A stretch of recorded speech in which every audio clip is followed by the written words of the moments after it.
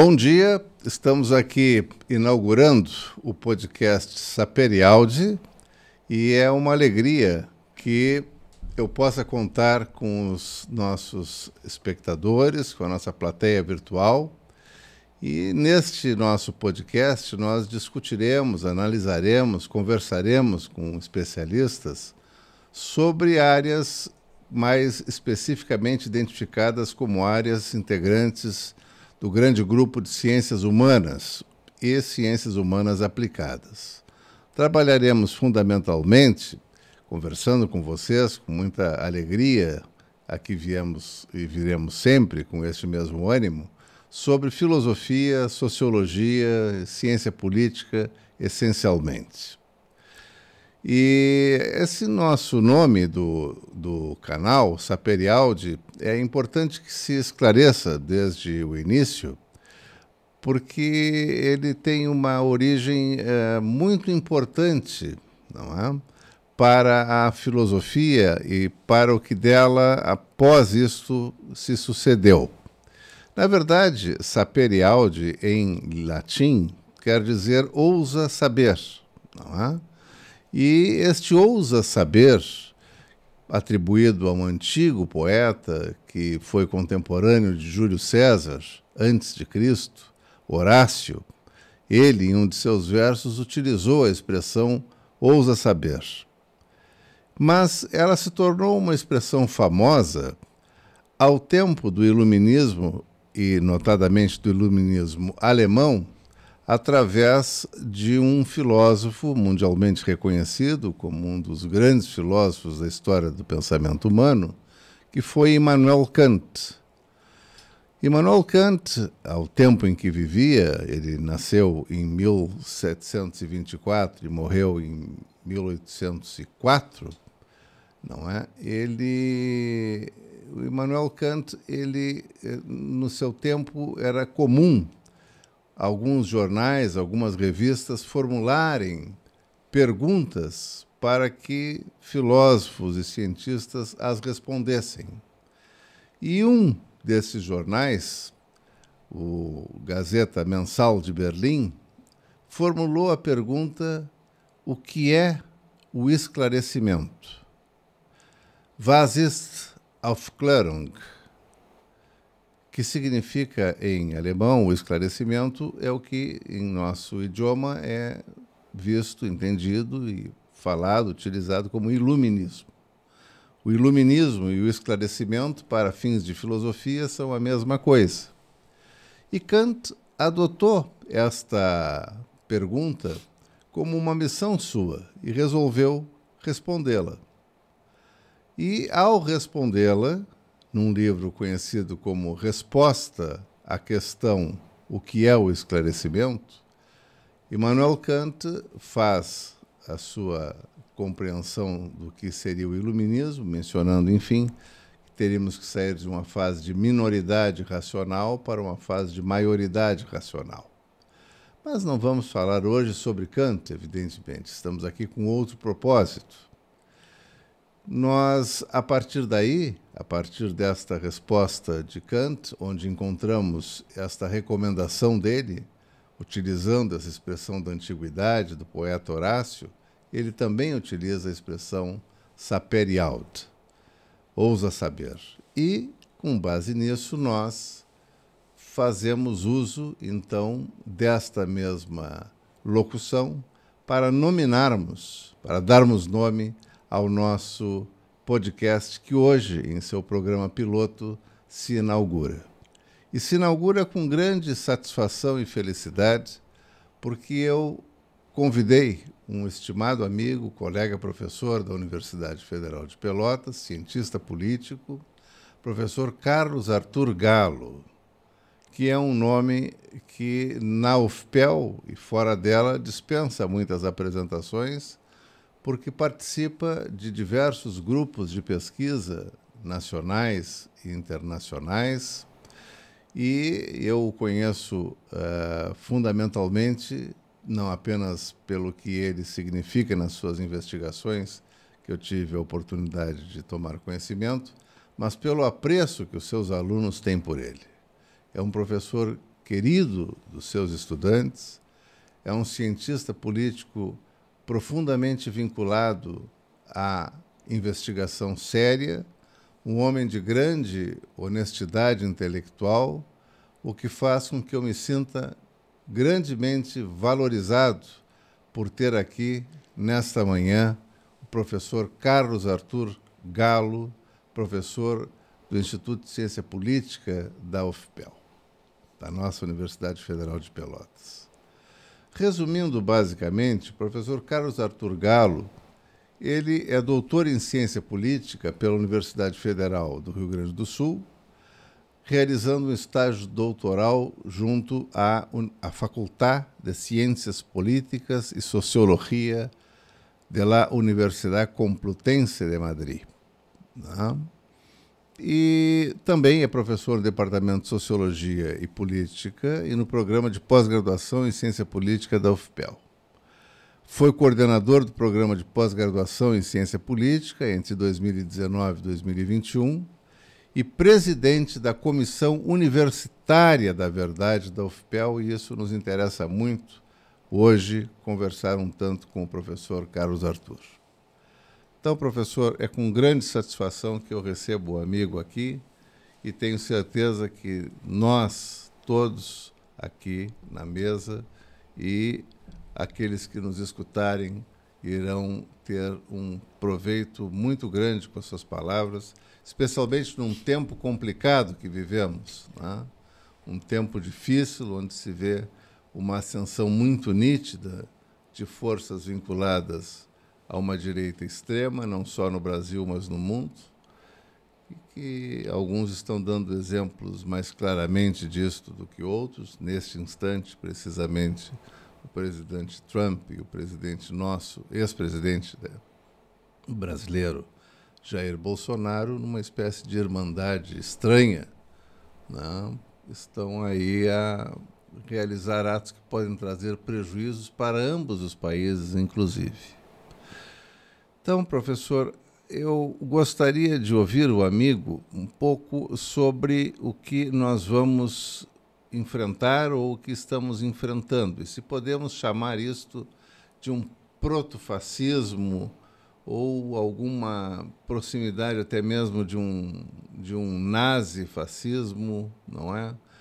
Mas não foi instalado, mas, digamos, já está com a panela no fogo, né? Não está pronto para servir. A meu lado tenho o João Pedro Caneza Silveira, meu filho, com quem tenho a graça de repartir essa mesa e repartirei nos próximos podcasts com ele também, é meu companheiro aqui do podcast Saperiaude. Meu filho é formado em História, graduado em História pela UFPEL e atualmente é mestrando nesta mesma instituição. Então, é um prazer, filho, estar aqui contigo. Obrigado, obrigado. E trabalharmos juntos nessa perspectiva. Como é o episódio piloto, né, como tu falou anteriormente, eu queria dizer que é uma grande satisfação poder ver esse projeto tendo início, né. Queria falar também que é uma honra ter o professor Galo aqui com a gente. Eu sinto que essa conversa vai ser muito produtiva, vai ser muito informativa também, né, visto o grande conhecimento, né, o leque de informações que o professor vai poder compartilhar com a gente hoje, né, principalmente nesse contexto, como tu se referiste, né, esse contexto meio sombrio, assim, esse contexto meio nebuloso, que tem uma quantidade enorme de informações, mas pouca racionalização sobre elas. Então, fico muito feliz com o projeto que está se iniciando hoje e também fico muito feliz com a presença do professor Galo aqui. É uma enorme satisfação mesmo. Então vamos nascer, né? Vamos nascer a partir de agora, quando iniciamos propriamente, depois das apresentações, o nosso Saperiaude. Esta ampulheta será um símbolo do nosso programa, da nossa atividade, e eu a virarei sempre que for começar a conversa com os nossos convidados. Aqui está a ampulheta do Saperiaude, quase um santo grau para nós. Professor, o mundo está estranho, né? O mundo está muito estranho. O mundo tem visto uma ascensão forte da extrema-direita.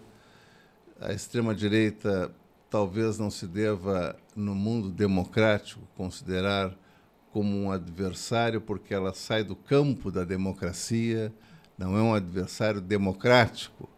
Há uma espécie de afastamento tal entre o campo democrático e a direita extrema que talvez seja difícil incluí-la como um agente que mereça ser ouvido do ponto de vista da sua argumentação, porque também lhe falta argumentação. Uhum.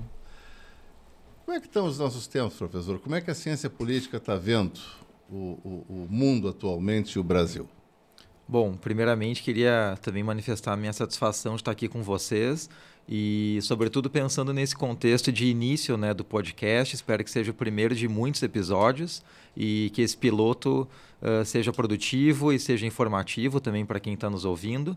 É, para mim, uma satisfação dupla também, porque estou aqui com o meu colega da Faculdade de Direito, né, o professor Pedro. Nos conhecemos assim que eu cheguei aqui em Pelotas, sempre super cordial, super gentil, sempre disposto também a debater temas de relevância nacional e internacional, né? E, enfim, essa parceria, então, espero que continue nessa nova jornada, né? Haverá de continuar, professor, haverá de continuar. E, assim, dito isso, né, queria também agradecer pelo convite, formalmente, né, porque é uma atividade dessas que eu acho que ela extrapola os muros da universidade, né? Acho que a gente precisa fazer isso, sobretudo numa conjuntura, né, no mínimo estranha, como essa que está sendo mencionada.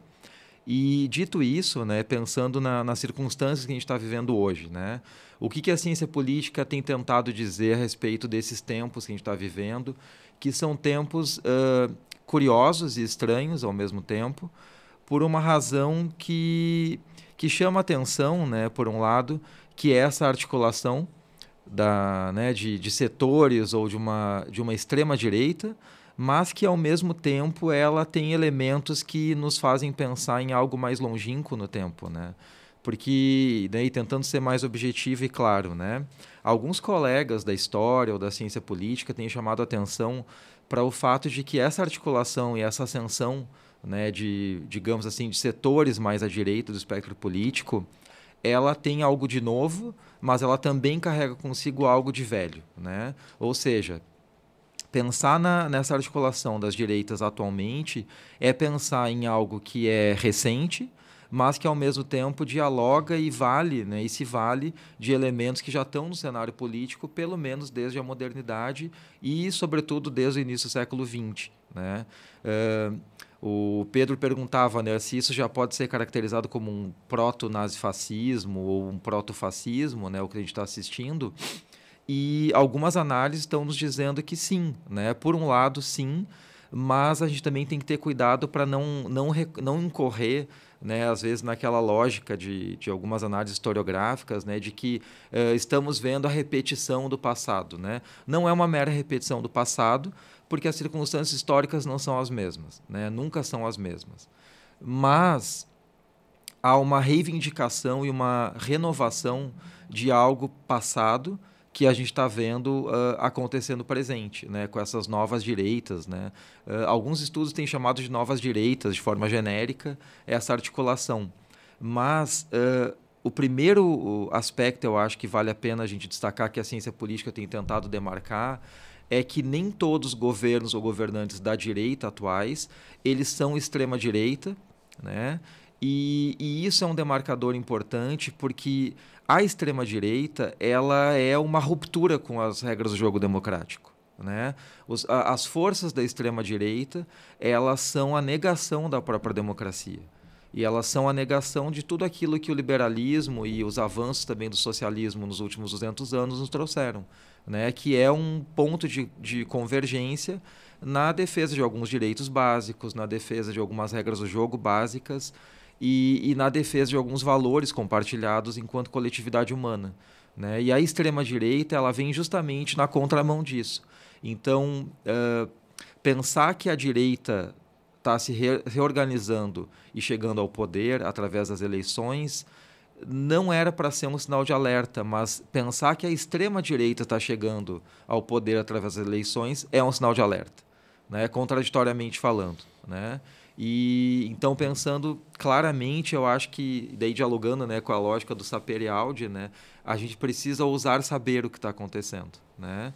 E ousar saber o que está acontecendo hoje nos convida ou nos convoca, enquanto acadêmicas ou fora da academia também, né, pessoas que têm interesse em entender o que está acontecendo, nos convida a tentar entender como que essas forças se articulam, né? Porque a extrema-direita ela se articula com a direita tradicional e com as velhas direitas, mas elas não são a mesma coisa.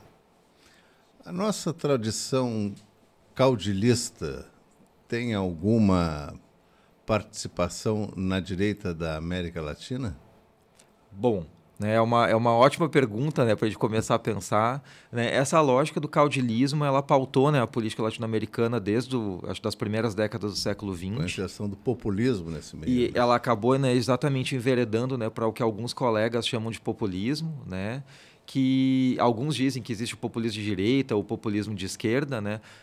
Só que na prática, né, quando o populismo de direita avança, ele incorreu em governos ou regimes quase de tipo fascista, né? A gente pode pensar no Estado Novo aqui no Brasil, né, que era uma forma, né, de um proto-fascismo, ainda que existam análises que digam, né, que foram governos mais de não propriamente fascistas, mas com elementos fascistas, né? E o professor Antônio Costa Pinto, da Universidade de Lisboa, era um dos que discute isso com muita clareza, né? Sobre o Estado Novo português, sobre o Estado Novo no Brasil, né? E sobre outros regimes do mesmo período aqui na América Latina. E o fato é que esse caudilismo acabou gerando um pouco dessa lenda urbana, que a gente pensa muito nessas grandes figuras que vão salvar e vão resolver todos os nossos problemas, né? E então a gente poderia até pensar mesmo, em alguma maneira, nesse fio condutor, né, historiográfico, histórico, mas, como eu digo, nunca se repete igual, né, porque não existe, né? Até tem uma frase de um filósofo antigo, né, que dizia, né, a gente nunca se banha no mesmo rio duas vezes, né? Heráclito. Que é o Heráclito de Éfeso, né? Ele falava isso, né? Eu não sei falar a frase original em grego, né? Mas enfim, mas é mais ou menos isso. Pantarrei. Eu falei que não sabia, eu sabia que saberia. Tudo flui. Tudo flui, nada permanece, né? E então, assim, ou seja, as coisas mudam porque as circunstâncias históricas são outras, as condições são outras, né? E daí até pensando numa lógica marxista também, né? Os seres humanos, eles fazem as coisas acontecerem, mas não escolhem as circunstâncias, né? E esse fenômeno, então, desse talvez um caudilismo, né, que o Pedro está mencionando, ele influencia, né, nessa formação de uma cultura política que, em longo prazo, ela acaba repercutindo, né, na nossa dinâmica social e política, fazendo com que todo mundo pense que alguém precisa nos salvar, alguém vai nos salvar e que alguém vai resolver os nossos problemas. E daí, com um elemento mais de direita ou de uma extrema-direita, isso acaba incorrendo nessa articulação, né, dessas figuras que vão se apresentar como, né, os antipolíticos que fazem política, né, as pessoas que negam as regras do jogo para salvar o país, né, de alguma crise. Um outsider. Assim, né? Ou os supostos outsiders. Né? E eu digo supostos, né, porque todo mundo faz política.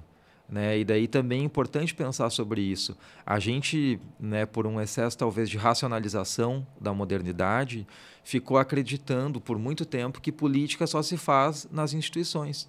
Só que a política ela acontece o tempo todo e dentro e fora das instituições. Tá? Eu não estou aqui negando, né, até porque eu sou cientista político de formação, né, o peso das instituições tradicionais, né, o poder executivo, o legislativo, o judiciário. Mas, ao mesmo tempo, eu acho que é importante a gente chamar atenção para o fato de que isso é uma dimensão da política. A política ela é muito maior do que as instituições. E então esses outsiders, ou supostos outsiders, eles, na maior parte do tempo, não são outsiders. Eles sempre estiveram ali, se articulando, e dentro e fora das instituições. Né? E um pouco dos problemas que a gente vê hoje em dia é isso, porque parece que se criou e se consolidou essa visão de que o sistema é podre, né? As instituições não funcionam, a democracia não nos entrega aquilo que ela nos promete, e isso abre margem, né? uma grande margem de atuação para esses setores de extrema-direita. né, que vem, inclusive, eles se valem de uma negativa da política para realizar a política sob outras formas. Exatamente. Isso se torna bastante claro, não é? Ou seja, fazer política negando-a. Não?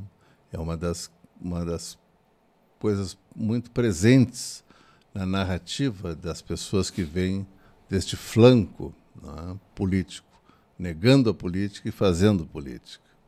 Uma política habitualmente violenta, de baixa racionalidade, com propósitos obscuros e sempre na exaltação de um líder, como dizes, não é? Carismático, típico de um populista mesmo, né? Talvez a nossa herança maior aqui tenha sido peronista, não é? Aqui na América Latina. Mas, agora, se formos olhar bem para trás, para aquilo que é conceitualmente o fascismo e o nazismo, nós vamos encontrar nas figuras centrais de Mussolini e de Hitler aqueles que talvez traduzam bem o que possa ser isso. O fascismo é de uma conceituação um pouco mais complexa, talvez, que o nazismo, mas está presente também essa figura, não é, de um condutor da salvação, a presença de uma violência, a presença de uma inimizade com o conhecimento e, fundamentalmente, nos tempos de Mussolini, uma espécie de identificação de um inimigo central, o comunista, né? O comunismo, mesmo tendo ele vindo de um ambiente socialista originalmente, não é? E ele, 11 anos depois dele, aparece o Hitler, né? Ele em 22, o Hitler em 33, com o nacionalsocialismo, que leva a uma confusão, às vezes até mal intencionada, de dizer que o nazismo é de esquerda, porque tem a palavra socialismo, né, no nome, mas também uma figura que concentra poder, é totalitária, o Estado se torna totalitário, ou seja, nada fora do Estado, tudo dentro do Estado, e o Estado grandemente identificado com uma determinada figura, chamada o condutor, porque tanto Duce, do Mussolini, como Führer, do Hitler, significam condutor, né? Os que conduzem a política. E eu queria ver a tua opinião, Galo, sobre as características que tu verificas nesta direita extrema atual que poderiam aproximar o que hoje temos com essas características do fascismo e do nazismo originais, digamos assim. Né? O que temos de semelhanças aí, tu achas? Então, assim, como a gente estava comentando, né, um contexto bem sombrio, por um lado, que a gente está assistindo nos últimos anos. E o nazismo tem a política da morte, né, que é diferente. Tem né? vários elementos, eu diria assim, que a gente pode começar a visualizar como talvez um momento, né, de uma ascensão, né, junto com a ascensão das direitas extremadas, né, ou das direitas radicais, como alguns chamam, de um proto-fascismo, um proto-nazismo, né, que está no cenário político, né?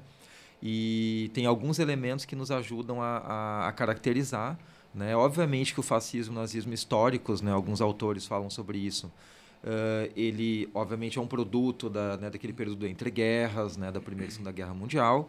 Então nós não estaríamos hoje vivenciando, né,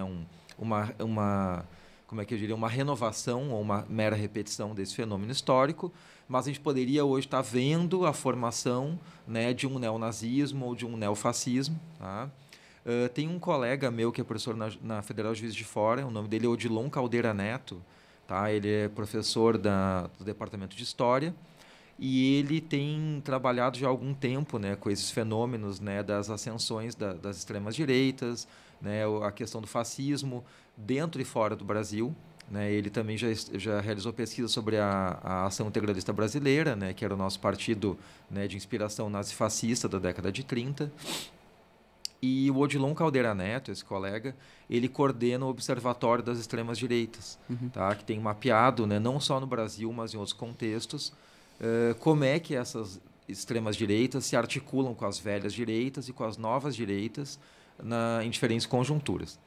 E algo que chama a atenção, né, no trabalho dele e de outros colegas, né, e que a gente poderia então começar a formular uma opinião, é que realmente tem vários traços, né, que remetem a uma experiência passada e que dialogam com o que a gente está vivendo hoje em dia, né, como um problema, né, a ser resolvido. E tem tudo isso, né, que o Pedro mencionou. A gente consegue ver claramente, né, um desrespeito às regras do jogo, né, no sentido de que quando chegam ao poder vão minando, né, as instituições para que elas acabem fazendo aquilo que não é o que elas prometeram fazer, tá?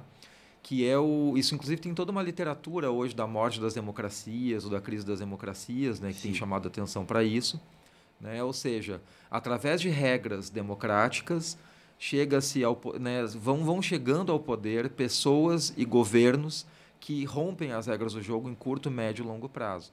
E isso é um elemento que está no cenário, né? A gente pode pensar isso agora no novo governo Trump, né?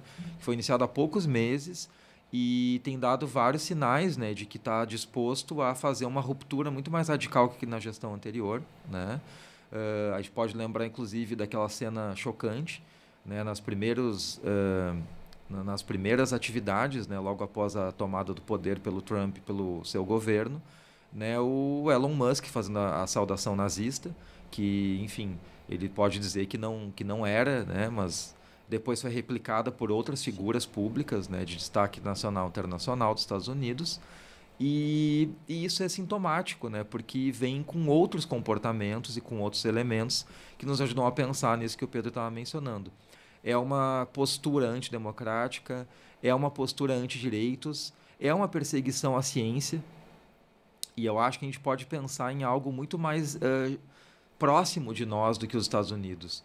Essa perseguição, né, à academia que os Estados Unidos não, né, o governo Trump está realizando, né, porque os norte-americanos em si, né, os estadunidenses, eles não necessariamente endossam isso, e é importante a gente também pensar nesse elemento, né, porque é tudo muito complexo, né? Como é que está hoje a popularidade? Tens alguma informação? Eu não tenho em relação dados ao precisos. Início e agora? Eu não tenho dados, assim, porque até nem sei se eles têm essa tradição de fazer pesquisa de opinião como nós fazemos com frequência, né?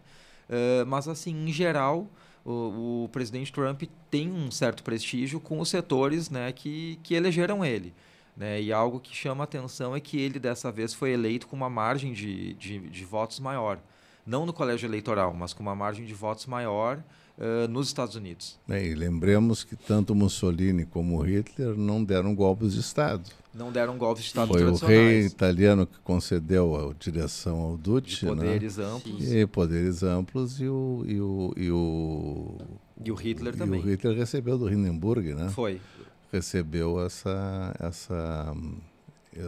outorga. E depois ele ampliou coordenar. com o estado de exceção, né? Sim, Foi, não, aí sim, mas aí foi mais tarde. Isso. Né? Já foi... Mas sim, eles entram no cenário, né, digamos, nas instituições, através das regras de um jogo minimamente democrático. Pois né? E isso é uma questão também que eu acho interessante o senhor trazer, né?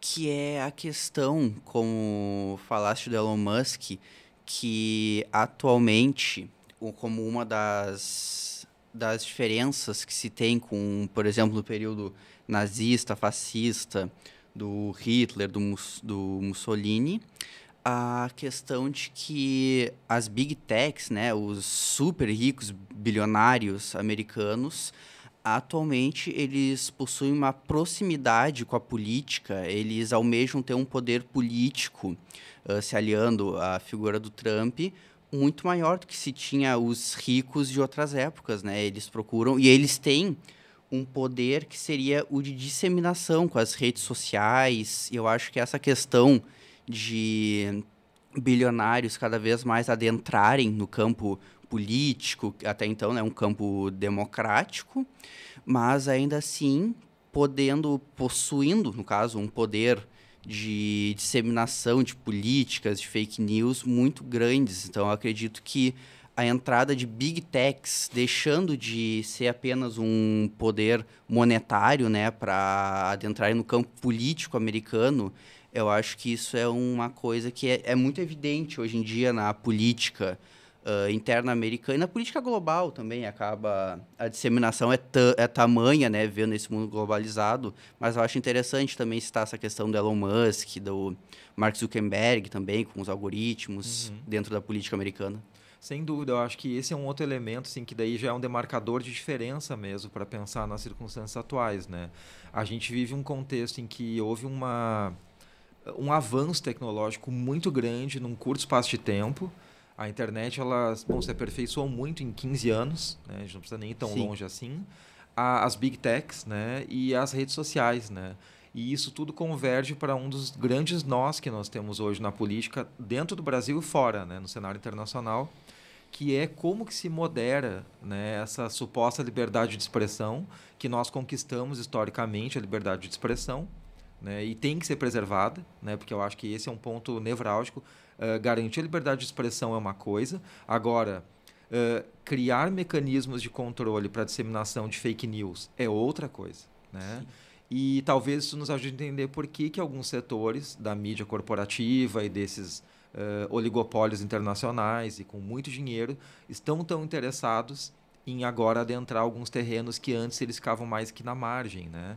Porque é um pouco dessa discussão do Elon Musk. Por que ele tem tanto interesse? Porque ele sabe que tem muito a perder. E daí a prova mais evidente disso.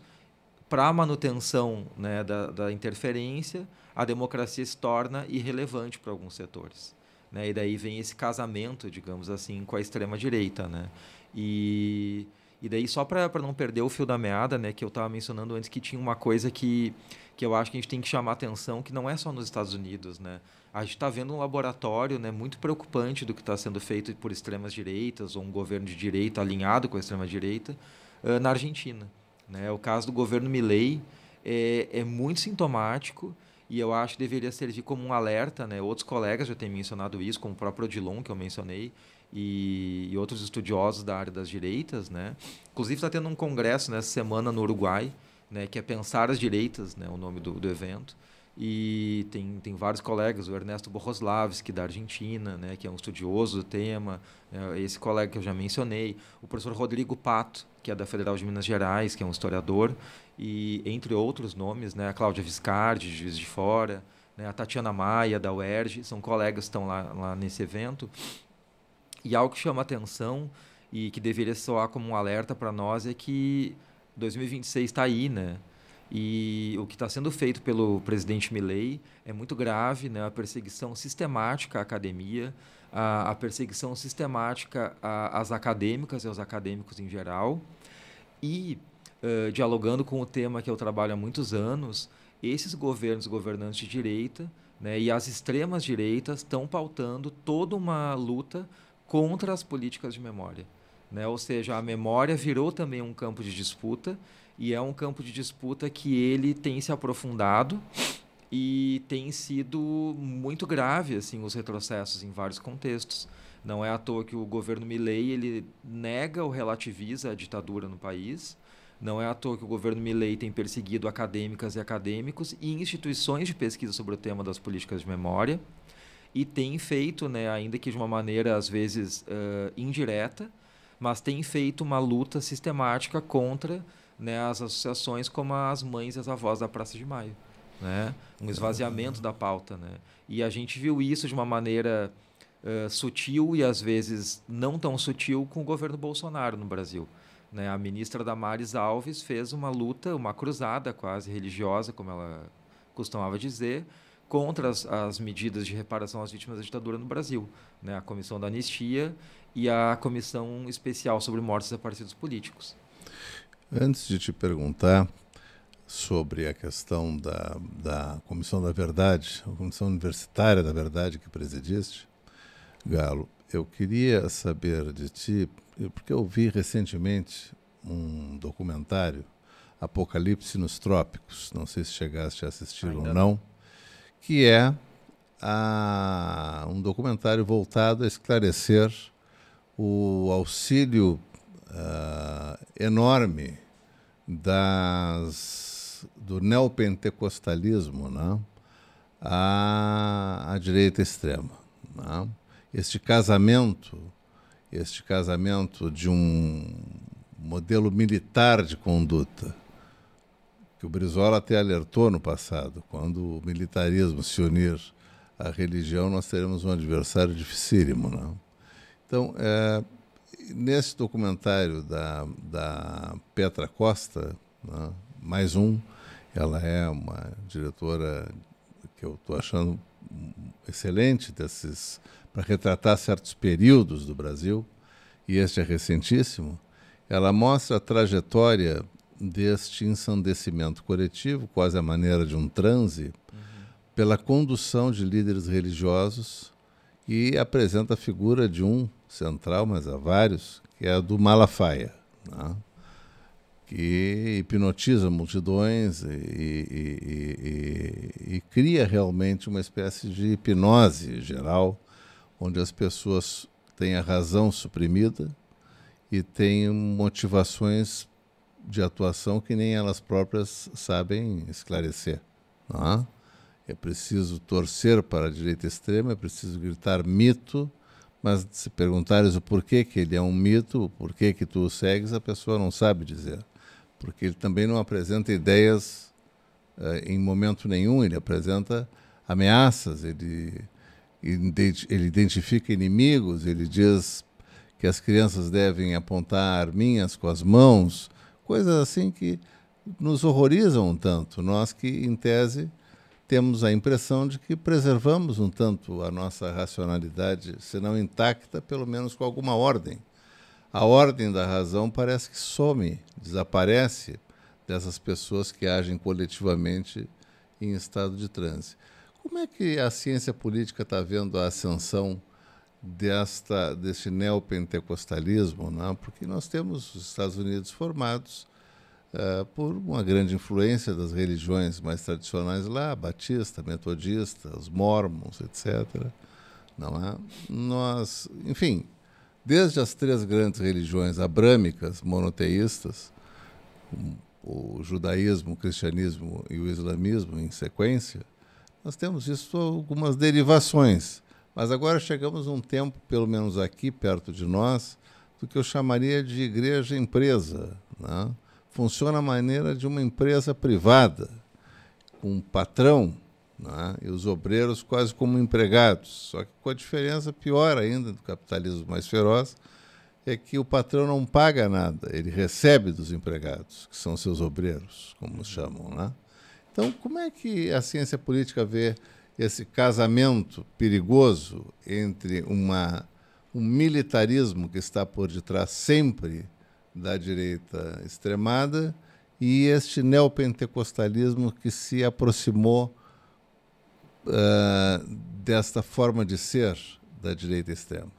Como é que a ciência política está vendo essa ascensão religiosa? Faço isso porque tu mencionaste a religião, a Damares, né? Sim. Não, na verdade, assim, é uma pergunta bem assim, central também para a compreensão desse fenômeno todo da ascensão das direitas, né? E daí até reiterando uma informação que eu acho importante sempre dizer, que ele é um fenômeno muito mais complexo do que parece. Porque a gente vê muitas análises, às vezes simplificações na mídia, nos jornais, enfim. Bom, né, sem querer incorrer num diletantismo acadêmico, né, mas a gente tem que complexificar as análises, né? E, sem dúvida, esse fenômeno está permeado por essa ascensão, que ela também faz parte desse casamento, né, de vários setores, incluindo os neopentecostais. Né, eu não vi o documentário, eu tenho visto algumas críticas, né, positivas ou às vezes não tão positivas a ele. Né? Uma das críticas negativas que eu vi é que ele centra muito a análise no Malafaia. Né? Isso é verdade. E daí parece que ele é talvez o grande poderoso dos neopentecostais no Brasil e ele é um dos. Né? Mas isso eu acho que não me impede de mencionar que há uma preocupação acadêmica com esse tema já de longa data, né? Pelo menos desde a década de 90 já tem estudos da sociologia e da ciência política sobre a presença, né, de setores conservadores e religiosos no parlamento, né? E tem também estudos da área de segurança pública, né, que falam sobre essa união, né, entre militarização por um lado e religião por outro. Tá? Então, a gente pode pensar em todos esses fenômenos. Né? E então, assim, ó, o neopentecostalismo, né, no Brasil, ele avançou muito desde o final da ditadura. Desde a da década de 70, anos 80, ele foi se consolidando, foi se expandindo, né, e que também corresponde a um período internacional de fragmentação da Igreja Católica, né? A Igreja Católica foi perdendo muito do seu antigo poder, assim, de pautar a vida cotidiana das pessoas, né? As religiões, né, cristãs, né, plurais foram se expandindo e acabou que em alguns contextos, como o brasileiro, elas realmente viraram, né, um mega empreendimento, né, sobretudo depois da década de 90. E esse favorecimento e esse crescimento exponencial das igrejas cristãs, não a católica, né, e essas pentecostais, no caso brasileiro, ele se deu muito sob influência, né, de setores conservadores e que são militarizados, né? E daí o caso mais sintomático do Brasil é o caso do Rio de Janeiro, né, que muitos políticos da direita tradicional e da extrema-direita que cresceram nos últimos anos se vinculam, né, às igrejas pentecostais e neopentecostais, e são setores que flertam, né, com uma militarização da vida cotidiana. Então, ou seja, a preocupação existe há muito tempo. E os dados já mostram que ela é uma articulação que vem se dando também há muito tempo. E o ponto nevrálgico foi essa transposição da igreja e da milícia para a institucionalidade política. E a gente vê isso já desde a década de 90, né, com a formação, né, ainda que residual, mas que foi crescendo em longo prazo, daquilo que se chama da bancada, né, dos 3 Bs, né, a bala, o boi e a Bíblia, que também mostra como é um fenômeno complexo que articula diferentes setores, porque ele articula, por um lado, pessoas que são integrantes ou ex-integrantes das forças de segurança, pessoas que são vinculadas diretamente a essas igrejas e pessoas que são vinculadas ao agronegócio. Às vezes as 3 são a mesma pessoa, mas nem sempre, né? Porque tu pode ter alguém que é do agronegócio e é da igreja neopentecostal e também é das milícias. Sim. Mas não necessariamente os 3 estão representados no mesmo. E, enfim, pensando um pouco nisso. E essa identificação também um tanto curiosa, mas que se compreende verificando a história dos regimes totalitários, principalmente os totalitários, né? Porque nem toda ditadura tem um regime totalitário. Exato. Né? Mas nos regimes totalitários se vê que a identificação do inimigo é essencial. Sempre. Né? Por que estamos identificando um partido que é centro-esquerda, diria assim, né? Tem um tanto liberal, como o PT, que está no poder, na figura do presidente Lula. Essa identificação desta esquerda, que não é uma esquerda nem próxima do comunismo, porque eles são os comunistas do agora, né? E o PSOL, partidos assim, que não são comunistas. Né? Uhum. Olha, por quê? Porque, de fato, assim, toda articulação que tenta romper com as regras do jogo, ela precisa ter um inimigo, né? Sim. E é curioso porque essas figuras dos inimigos, elas são instrumentalizadas, né, em vários contextos e elas são sempre muito plásticas. Tá? O inimigo interno da ditadura, ele era o comunista, né, na ditadura no Brasil, ele era o comunista. Mas quando os comunistas já tinham sido erradicados, ele podia ser qualquer um que pensasse diferente. Né? O inimigo do nazismo era o judeu comunista internacional, mas depois começa a ser também qualquer dissidência, né? No fascismo, em várias experiências autoritárias ou totalitárias, né? O inimigo ele tem que ser preciso o suficiente para que as pessoas identifiquem ele e possam perseguir, mas ele também tem que ser genérico o suficiente para que outras pessoas possam depois adentrar nessa categoria, né? E daí a gente vê um fenômeno no caso brasileiro recente, né, que é essa demonização dos partidos de esquerda, que lembra algo anterior, porque o anticomunismo faz parte da história brasileira desde o início do século XX, né? A gente tem várias ondas de perseguição anticomunista, mas ela vai se ressignificando com o passar do tempo. De modo que hoje, né, associado ao comunista, à esquerda, né, partidos que de fato eles são muito mais de centro, como o PT se tornou um partido mais de centro, com algumas tintas mais à esquerda e vermelhas, a gente pode dizer assim. mas ele está muito mais próximo de um liberalismo, uma social-democracia, do que de qualquer outra coisa, né? Mas o elemento, né, o anticomunismo arraigado na nossa cultura política, ele ainda funciona, né, como um espantalho, a gente poderia dizer, na ciência política, né, existem esses espantalhos que volta e meia ressurgem, são ressignificados, mas eles conseguem compor, né, um discurso político de perseguição. E algo que chama atenção, né, é que no fundo hoje é tido como um inimigo, né, e que pode ser comunista, porque depende do vocabulário que vai ser utilizado pela pessoa que persegue, né, mas o inimigo hoje é qualquer pessoa que se vincula à defesa de alguns direitos, né, sobretudo pautas que a gente diz progressistas, né, por exemplo, a dignidade menstrual, ela vira um problema para essas pessoas, o casamento igualitário, né, homoafetivo, vira um problema para essas pessoas. A adoção por casais homossexuais vira um problema para essas pessoas.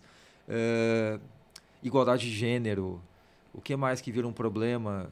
Coisas que a gente vê no ensino básico, a educação sexual, né? Então, ou seja, no fundo, várias questões que são tidas, né, como morais por alguns setores conservadores, elas passam a ser elementos a serem combatidos. Né? E vão permeando, então, e vão sendo associadas ao que seria o socialismo, o comunismo, e quando, na verdade, são praticamente uma extensão e até mesmo um desdobramento dos avanços das pautas liberais do século XVIII e XIX, né? Que é a expansão de direitos.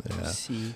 Isso eu acho interessante também, essa fala, como falaste, né, que na ditadura havia, quando o comunismo começou a... Já não havia uma ameaça comunista grande, né? Mas começou a se tornar qualquer pessoa que pensasse diferente, o inimigo interno, né? Na ditadura. Eu acho que dá para fazer um paralelo bem interessante hoje em dia. De novo, vou pautar um pouco a respeito do presidente dos Estados Unidos, Trump, né? Com os imigrantes, né? Eu acho que o fato dele ter centralizado o inimigo, assim, algo para ser abominado pelo Estado americano, o imigrante, né? Essa questão acabou alavancando bastante nos dois mandatos dele. No primeiro, em 2016, e agora, né, em 2025, é evidente que ele tem esse discurso político, né? E acaba justamente isso. Quem já tem qualquer tipo de, seja um preconceito, ou seja alguma questão que envolva uma certa aversão ao imigrante, acaba, né, identificando o inimigo em comum e alavancando a campanha dele. Tanto que antes era principalmente para mexicanos, para latinos, mas esse ano, né, tanto que uma das tarifas do Trump, que hoje em dia está muito em alta, para o Canadá, foi justamente para tentar fazer com que o Canadá, para diminuir as tarifas, diminuísse o fluxo de imigrantes, né? Sendo que o Canadá e os Estados Unidos, eles têm um fluxo de população que entra em um estado, vai para outro estado, entre eles, muito forte. Então, acho que isso, o fato de ter um inimigo na imagem do imigrante é muito forte também na política do Donald Trump. Eu acho que sim, e não só no Trump, né? Outros governos mais à direita ou à extrema-direita europeus também. Né? O caso da Hungria, Giorgia Meloni. A Meloni, né? E eu ia dizer do Chega em Portugal, né? Que agora expandiu o seu poder nas últimas eleições, né? E a pauta anti-imigração é muito forte. E daí tem as nuances, né, também dessa extrema-direita internacional, né? E que daí a gente pode ver claramente que não é o nosso caso ainda, né? Nós não temos ainda uma tradição, pelo menos discursiva, que ela vê nos imigrantes um problema tão grande. Eu estou dizendo que não vemos ainda, obviamente que existe, né? Tanto que a gente pode ver setores conservadores, assim, tiveram vários problemas com os haitianos, quando a gente teve uma imigração muito grande de haitianos, ou com venezuelanos, né? Ou seja, a gente tem, obviamente, também, mas isso não é o carro-chefe da nossa pauta ainda da extrema-direita. Mas por que o imigrante se torna um problema, né, entre aspas, né, eu não estou endossando aqui isso, mas a ser combatido por esses setores quando chegam ao poder? Porque o imigrante, né, a imigração em si, quando ela é grande, ela acaba fazendo com que aquele status quo seja questionado. Então, obviamente, na medida em que os conservadores e a extrema-direita eles têm uma visão de mundo que ela é plasmada e ela não aceita mudanças, tudo aquilo que reivindica outras coisas a serem realizadas acaba gerando um desconforto, né? E que é o mesmo problema com os setores progressistas, né? Bom, os progressistas olham para os conservadores e dizem, tá, tu pode ser conservador, mas eu tenho direito, sei lá, eu a casar com outro homem se eu quiser. Né? Eu tenho direito a adotar, eu pago os mesmos impostos, por que eu não poderia ter os meus direitos? Né? Mas os conservadores não querem a expansão dos direitos, muito menos para os imigrantes. Né? E daí tem essa lógica, né, do tipo, o imigrante vem tirar os nossos empregos, né? O imigrante vem para, sei lá, eu na França, para usar hijab. Né? E daí, usando aquele véu, isso é uma ofensa à tradição ocidental, cristã. Né? O imigrante vem com outros valores e outras perspectivas culturais que são vistas quase como bárbaras. Né? Sim. E então, tudo isso, né? E daí a gente vê, só que hoje, essa radicalização do novo governo Trump. Né? Essas cenas assim, que a gente viu lamentáveis nos últimos meses de imigrantes algemados sendo mandados embora. Né? Isso é constrangimento, né? É constrangedor, mas é criminoso, né? A palavra é essa, é criminoso. Uma coisa que tu mencionaste, acho que com muita propriedade, Galo, que essas não só as políticas anti-imigração, mas essa recusa das pautas identitárias, né? Eu vejo que às vezes isso pode gerar uma discussão mais ampliada, porque evidentemente as pessoas mais à esquerda haverão de ser sempre favoráveis, essa é a tese pelo menos, às causas identitárias, né? LGBTQIA+, feminismo, antirracismo. Isso eu acho que nós não podemos ser, para termos a chance de avançarmos civilizatoriamente, contrários. Mas a cultura woke, como está sendo assim conhecida, eu há pouco tempo li um livro, A Esquerda Não é Woke, da Susan Neumann, né? Talvez tenha subtraído uma discussão que enfrenta mais frontalmente a direita, do ponto de vista daquela defesa que ela faz da acumulação do lucro, do capital, que é o desaparecimento, até mesmo acadêmico, das discussões sobre luta de classes. Tá? Até porque a direita ela pode facilmente adotar as pautas identitárias e lucrar com elas. Nós vemos o Itaú com uma pessoa negra fazendo propaganda para si. Né? Vemos uma grande empresa com uma pessoa claramente gay ou lésbica, ou enfim, fazendo para si propaganda. Nós vemos enfim, feministas que podem servir à causa do capital. Não é? Então, não é, talvez, estrategicamente, uma boa receita enfrentar a direita com causas identitárias que a esquerda tem que ser favorável.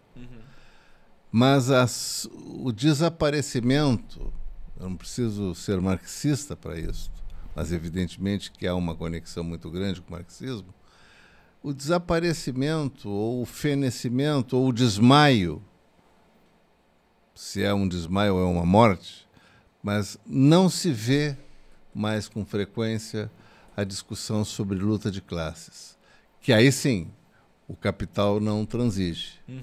Se tu enfrentares para que eles percam dinheiro, isso eles não conseguem resistir, mas conseguem resistir ou até se adaptar camaleonicamente, metamorfoseando-se com a esquerda nas causas identitárias.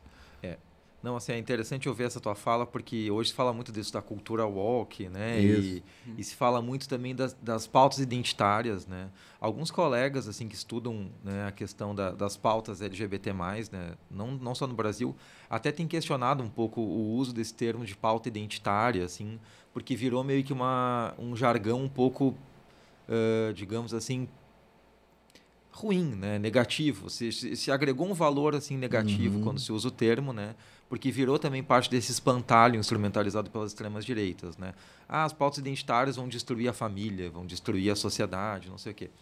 E por um lado, sim, né? Muitos colegas, né? Mas os mais, digamos, marxistas, né, tradicionais, às vezes falam um pouco sobre isso, né? Que tu está mencionando, de que a pulverização das pautas identitárias, porque de fato são muitas demandas, acabou tirando a centralidade que tinha até os anos 90 das discussões em torno da luta de classes. Isso por um lado, faz parte mesmo da discussão. E, por um lado, isso eu acho que também é um reflexo, né, uma consequência do fim, né, da polarização que nós tínhamos até os anos 90, né, que era a Guerra Fria.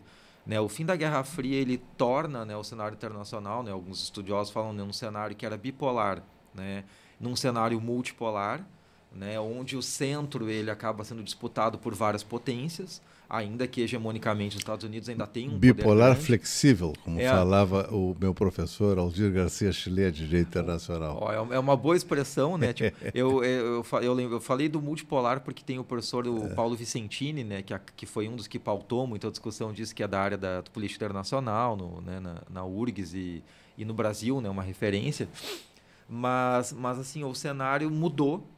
E algumas discussões que fizeram parte durante décadas do século XX, elas né, como tu disseste, se esvaneceram um pouquinho, né? Então, agora eu não acho só, e daí pensando um pouco, não foi dito por ti, mas às vezes aparece essa crítica, né, de que o avanço das pautas identitárias tenha sido responsável pelo enfraquecimento em si, né, da discussão de luta de classes, e muito menos que ele seja o culpado do avanço da extrema-direita. Porque, às vezes, aparecem algumas análises, sobretudo análises mais assim, simplistas, né, do quadro, que, como eu insisto, é muito complexo, né, de que o avanço de algumas questões é como se fosse o culpado pelo avanço, né, das forças reacionárias e conservadoras. Eu acho que isso dá munição, inclusive, para a direita, né? Para a direita. Claro. E só que daí a gente tem que cuidar para não incorrer, por exemplo, nesses discursos, porque senão a gente cai naquela retórica da falsa polarização. E o discurso da polarização hoje ele é muito pernicioso, porque daí a gente parece que está aceitando de que o Lula radicalizou, então o Bolsonaro ganhou a eleição em 18. E eu acho que não é esse o caminho, né? Eu acho que a realidade ela é muito mais complexa e é multicausal o fenômeno. Então não dá para acreditar apenas nisso. Tá muito bem.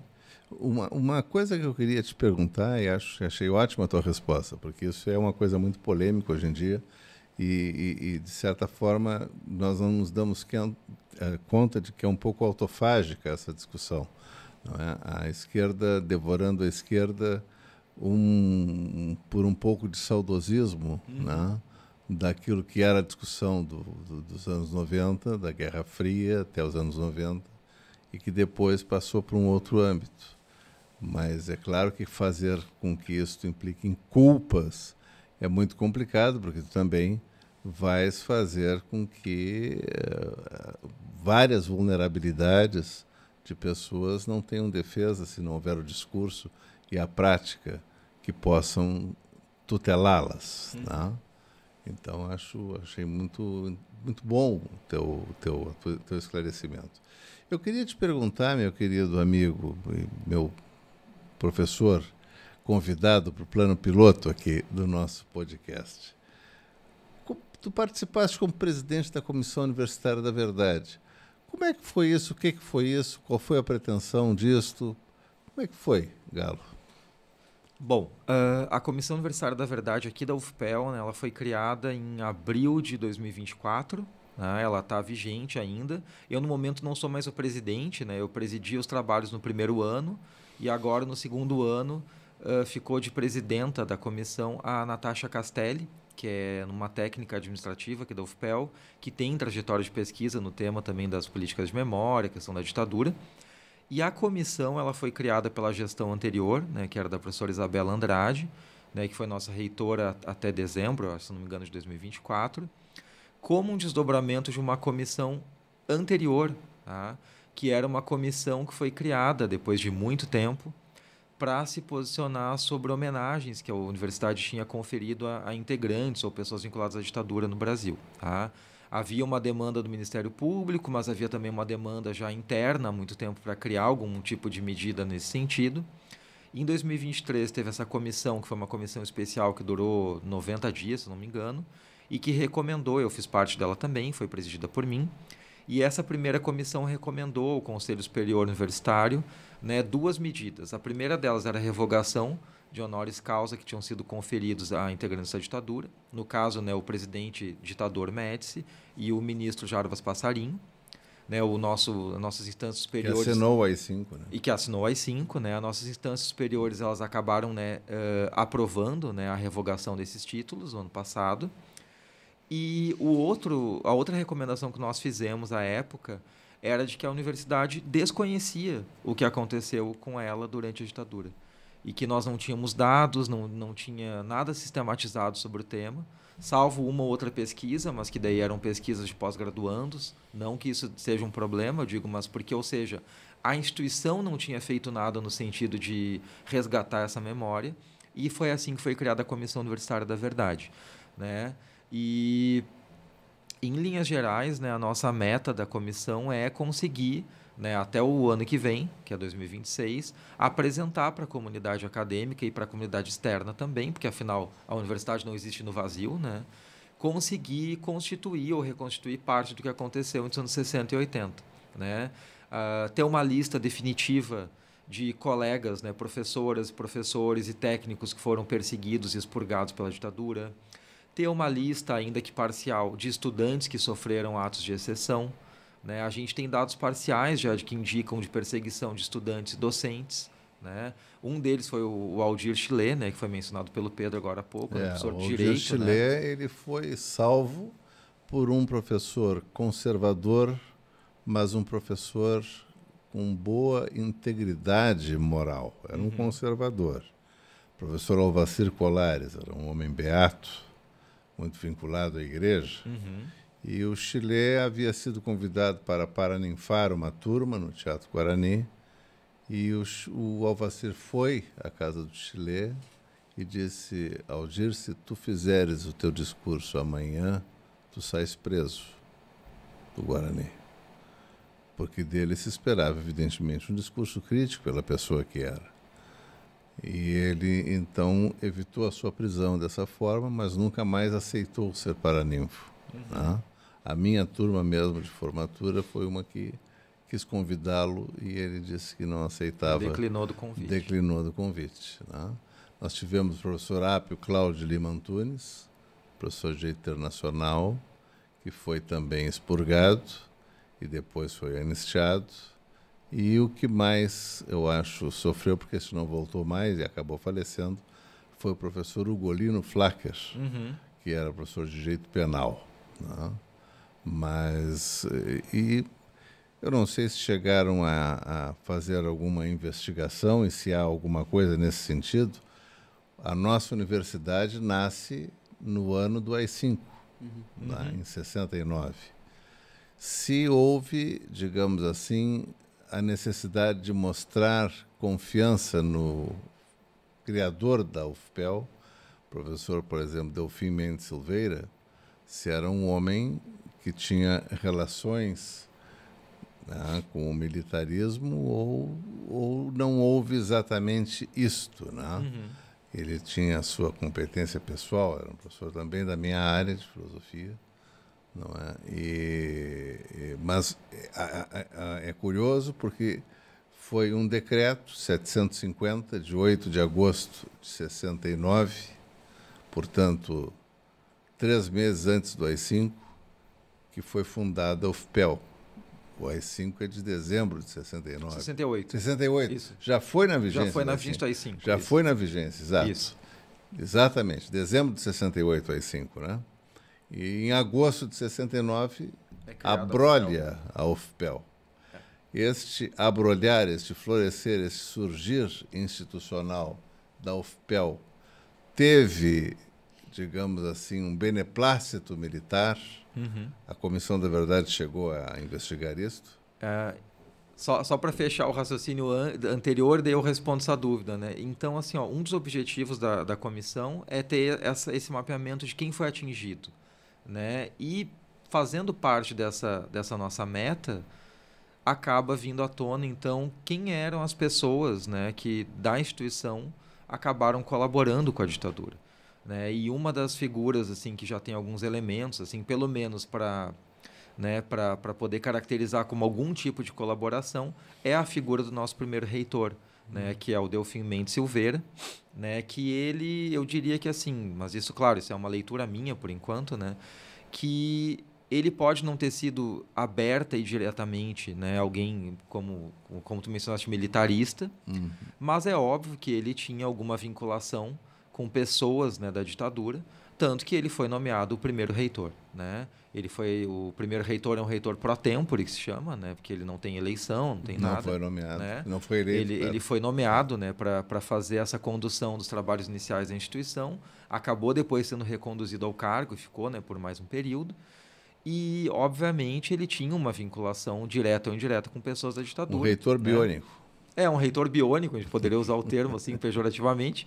E no sentido de que, então, ele faz essa primeira gestão, ele tem um apoio da ditadura, e tanto que daí, como uma consequência desse apoio que ele recebe para a institucionalização da UFPEL, lá em 69, nos anos conseguintes, os primeiros honoris causa entre os primeiros honoris causa que a UFPEL vai conceder, são para ele, né, para o ditador, né, para o Médici, e para o Jarbas Passarinho, que foi ministro da Educação e que conseguiu realocar a verba aqui para a universidade.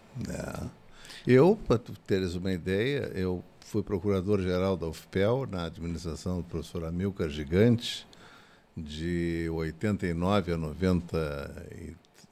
11 de janeiro de 89 a 11 de janeiro de 93. Eu lembro bem dessas datas.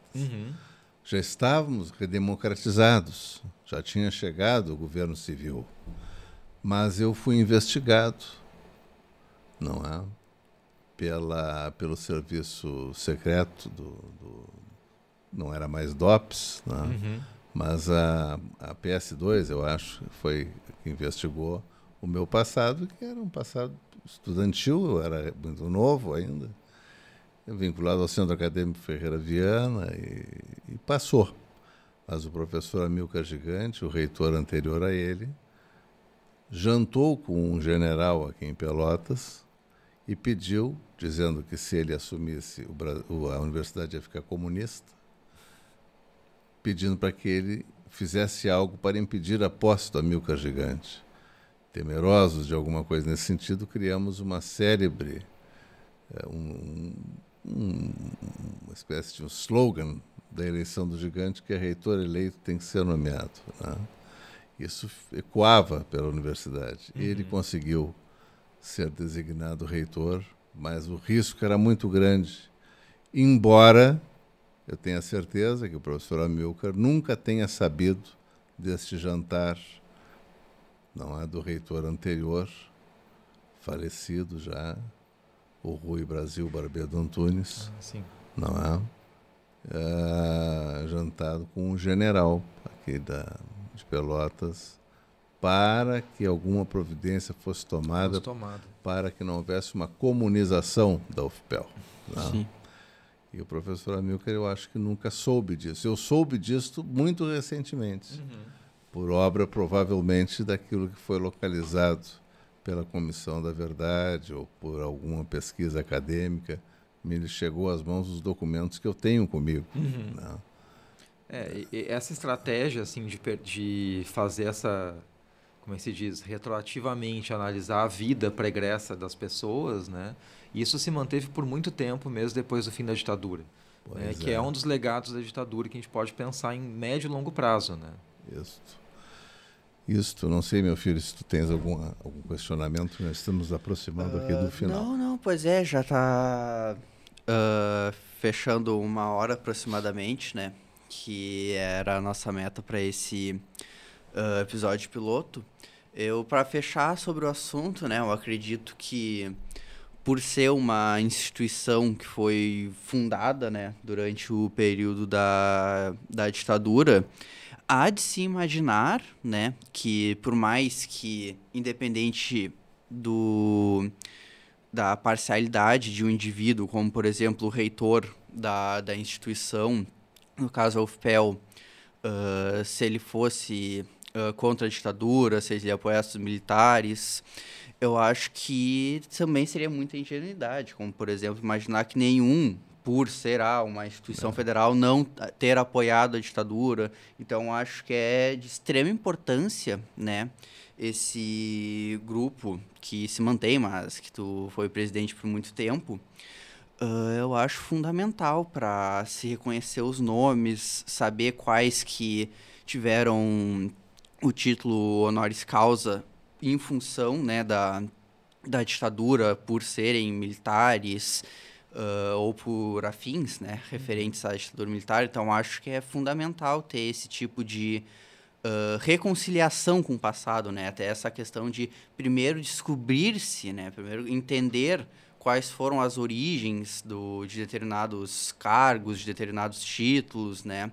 E, claro, muito além disso, mas estou citando esse porque foi o exemplo dado, mas eu acho muito importante esse tipo de grupo, né? Até porque, como eu estudo história, né, para conseguir traçar novas narrativas históricas a respeito da história da UFPEL, que já é uma instituição que já tem longas décadas, então acho super importante ter esse tipo de grupo que a todo momento busca se aproximar cada vez mais da verdade de determinados indivíduos que sejam eles apenas servidores ou reitores da UFPEL, com relação à ditadura, que foi um período tão tenebroso assim para a história do Brasil. Então, acho, né, terminar minha fala aqui nesse episódio, eu acho super importante, eu fico muito feliz com a iniciativa de vocês.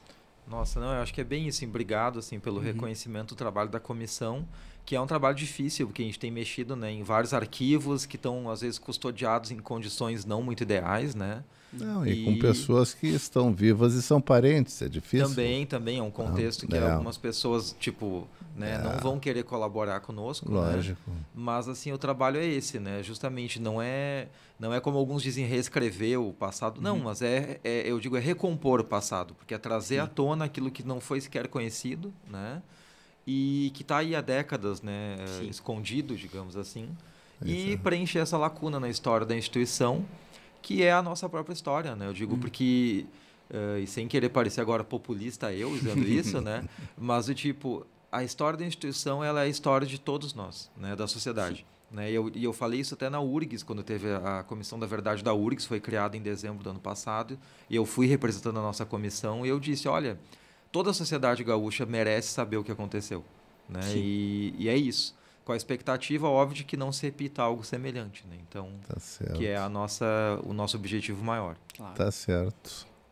Professor Galo, eu queria agradecer profundamente a presença do amigo.